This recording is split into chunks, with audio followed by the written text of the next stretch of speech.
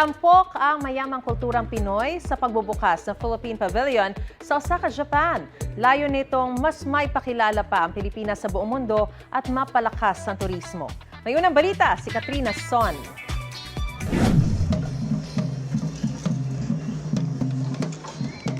Bukas na sa publiko ang Philippine Pavilion sa Umeshima Island sa Osaka, Japan. Ang official opening, pinangunahan ng COO ng Tourism Promotions Board na si Maria Margarita Montemayor Nograles at ni Ambassador Milen Garcia Albano, ang Philippine Ambassador to Japan. Dumalo rin dito si Teresita de Luna Landan, Acting Head of the Office of the Deputy Chief Operating Officer for Marketing and Promotions, Dr. Kau Kim Horn, ASEAN Secretary General at Consul General Voltaire Mauricio. Opisyal na bukas ang Expo 2025 na ginaganap ngayon dito sa Osaka, Japan. At may ilan na rin tayong mga kababayan na nakapila ngayon dito at nag-aantay na makapasok sa loob ng Philippine Pavilion. May ilan pa nga na dumayo pa mismo rito mula sa Pilipinas para makita lang ang Philippine Pavilion. Sa dinami-dami po ng mga kasamang bansa dito, pagpasok mo ito agad siya, makikita mo.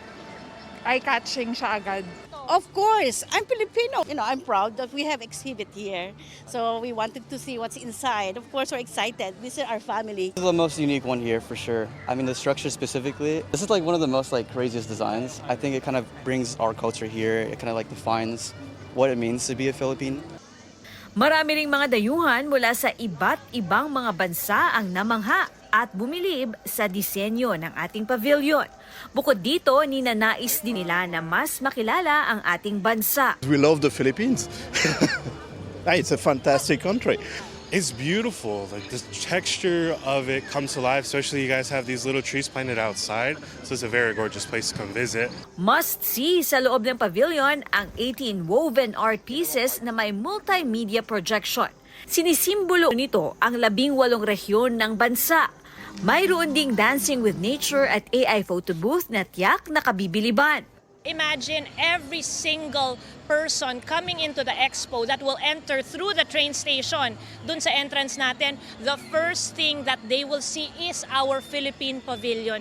Pagpasok nila sa pavilion natin, pag-alis, of course, I want them to want to visit the Philippines. Magtatagal naman ang Expo 2025 hanggang Oktubre ngayong taon. Media partner ng Philippine Pavilion sa Expo 2025 ang GMA Network. Itong unang balita mula sa Japan. Katrina Son para sa GMA Integrated News. Gusto mo bang mauna sa mga balita? Mag-subscribe na sa GMA Integrated News sa YouTube at tumutok sa unang balita.